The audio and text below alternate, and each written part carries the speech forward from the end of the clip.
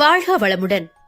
Hi சகோஸ், இதயம் மீட்டும் மெல்லிசை போல உங்கள் மனதை மயக்கப் போகும் எழுத்தாளர் தீபா பாபு அவர்களின் கற்பனை சிதறலுக்குள் நம் பயணத்தை தொடங்கலாமா? அத்தியாயம் 38. அறைக்குள் நுழைந்த மணிகர்ணிகா நெற்றியில் வலது கரத்தை தாங்கி சீலிங்கை வெறித்திருந்தபடி படுத்திருந்த ஜெய்சங்கரின் அருகில் சென்று அமைதியாக அமர்ந்தாள். தன் கரத்தை விலக்கி சின்ன பெருமூச்சுடன் அவளிடம் திரும்பியவனின் நெற்றியில் குனிந்து இதழை பதித்தவள் மெல்ல ஆறுதலாக முறுவளித்தாள். அவள் முகம் நோக்கியவன், மணி, திலக் அது என்று தடுமாறிவிட்டு மெல்லிய கிசுகிசு குரலில், ஆகாஷ பார்க்க ரொம்பவும் கஷ்டமா இருக்குமா? எல்லாரும் ஜாலியா ஊரை சுத்தி பார்க்க போறோன்ற மகிழ்ச்சியில என்கிட்ட ஆசையா நெருங்குறா.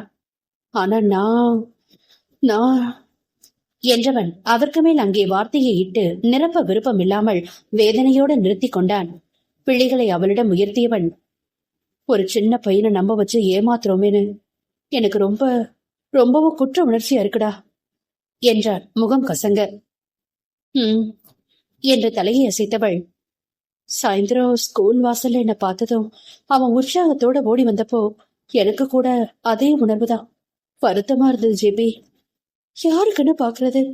அப்பாவியா மாட்டிக்கிட்டு முழிக்கிற திலக்காகவா, இல்லனா பல கொடுமைகளை சந்திச்சு பரிதாபமா செத்து போன சின்ன பையனுக்காகவா?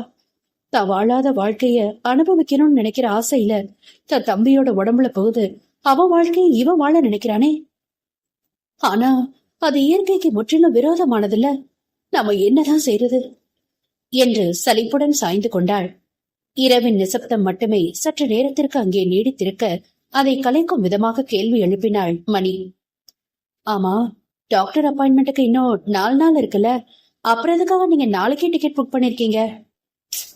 வேற எதுக்கு? எதையுமே அனுபவிக்காம செத்து போயிட்டோன்ற கோபம் ஆகாஷ்குள்ள கனண்டுகிட்டே இருக்குல்ல. கல்யாணத்துக்கு முன்னாடி நம்ம தீம் பார்க் போயிருந்த போலாம் எல்லா ரயிலையும் ஏறணும்னு ஆசைப்பட்டு என்கிட்ட சண்டை போட்டானே, உனக்கு ஞாபகம் இருக்கா? அதே மாதிரி இப்ப யோசிச்சு பார்த்தா இன்னொன்னு புரியுது. நம்ம கல்யாண ரிசப்ஷனுக்கு எடுத்த செர்வானிய அவ்வளவு ஆசையோட போட்டுக்கிட்டவன் கண்ணாடியில முன்னாடியும் பின்னாடியும் திரும்பி திரும்பி தன் ட்ரெஸ்ஸ ரசிச்சுட்டு அப்பவும் என்னை இப்படித்தான் கட்டிக்கிட்டான். அதாவது தன்னோட கோபத்தை மறந்து ஆகாஷ் என்கிட்ட இந்த மாதிரி நடந்துக்கிட்டது 2 முறைதான். இந்த மாதிரி சுற்றுலாக்களை அவன் நிச்சயம் என்ஜாய் பண்ணுவான் மணி. எப்படியும் இயற்கையோட நிகதிக்கு மாறா தொடர்ந்து அவனை திலக்கோட உடம்புல நம்மால வாழ வைக்க முடியாது. அதனாலதான் சிகிச்சைக்கு முன்னாடியாவது நம்மால முடிஞ்சவரை அவனை மகிழ்ச்சியா வச்சுக்கணும்னு நினைக்கிறேன். அவனும் சின்ன பிள்ளை தானே, அவனை காப்பாத்துதான் என்னால முடியல. அட்லீஸ்ட் இருக்கிற வரைக்குமாவது இந்த வாழ்க்கையை கொஞ்சம் அனுபவிச்சுட்டு போட்டுமே என்றான் கண்ணோரம் கசிந்த நீரோடு. புரியுது என்று அவன் நெஞ்சில் தலை சாய்த்து கொண்டாள் மணி.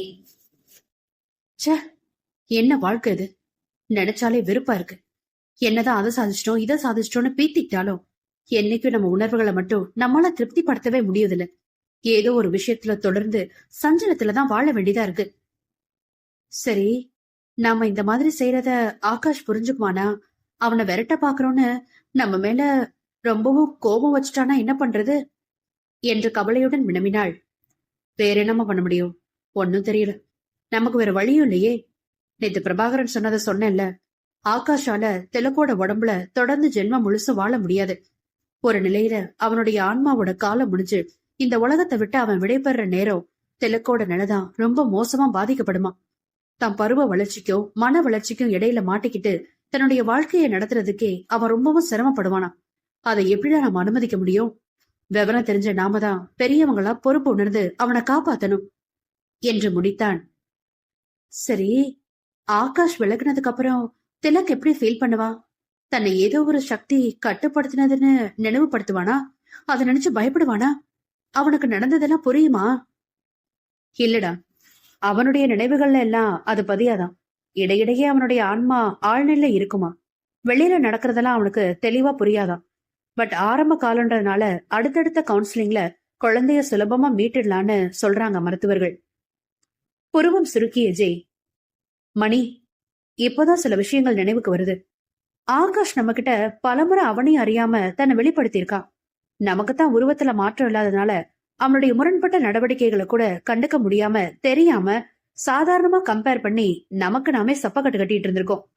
அளவுக்கு அதிகமா சாப்பிட்டது, புத்தி கூர்மையில அசுர முன்னேற்றம், ஆடம்பர உடைகள்லயும் உடைமைகள்லயும் ஆனந்தம் கொண்டது.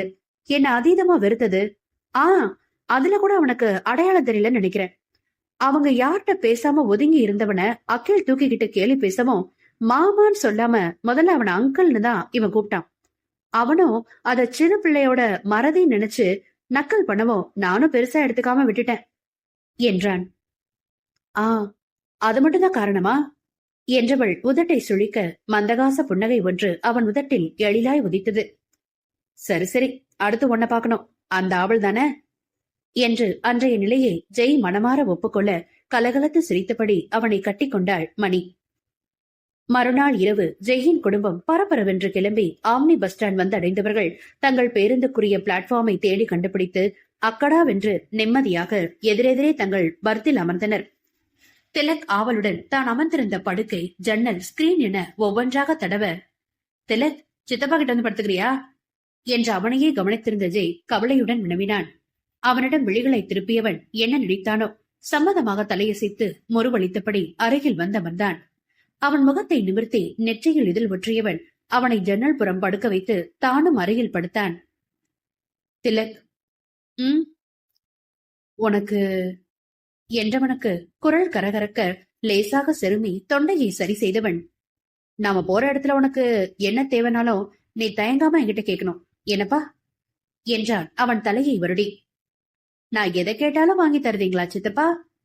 என்னால முடிஞ்சத நிச்சயமா வாங்கி தருவேன் என்றான் ஜெய் உறுதியாக. தேங்க்ஸ் சித்தப்பா என அவனை கட்டிக்கொண்ட திலக்கின் முகத்தில் தீவிர சிந்தனை தோன்றியது. கோவில்களை தவிர கேரளாவில் சுற்றி பார்க்க வேண்டிய முக்கிய சுற்றுலா இடங்களுக்கெல்லாம் குடும்பத்தினரை விடாமல் அழைத்துச் சென்றான் ஜெய். இடையில் படகு வீட்டில் மிதந்தது, விஞ்சில் சென்றது.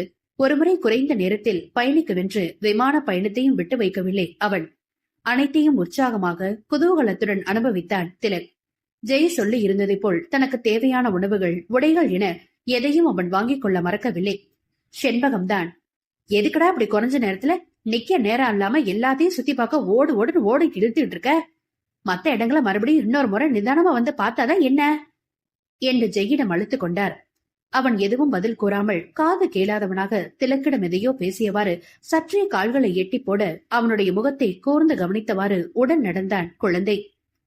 எருமை, காது கேக்குதான் பாரு, அவன் பாட்டுக்கு போறான், எனக்கு காலெல்லாம் வலிக்குது என்று முட்டியை அழுத்தியபடி முகம் சுளித்தார் செண்பகம். இப்படி உட்காருங்க என்று அவரை அருகில் உள்ள ஒரு ஸ்டோன் பெஞ்சில் அமர வைத்தாள் மணி. அன்று 3வது நாள் மதியம் திருவனந்தபுரத்தில் உள்ள மிருக காட்சி சாலையில் இருந்தனர் அவர்கள். சற்று தூரமாக அழைத்துச் சென்று அங்கிருந்த விலங்குகளை சுட்டி காண்பித்து விலகிய ஜெயின் கரம் பற்றி இழுத்து நிறுத்தினான் திலக். என்னப்பா? சித்தப்பா, அங்க பாருங்க, கால் வலிக்குதுன்னு பாட்டி உட்கார்ந்துட்டாங்க. அப்பொழுதுதான் அதை கவனித்தவன் ஓ என்றபடி வேகமாக அவர்களிடம் விரைந்தான்.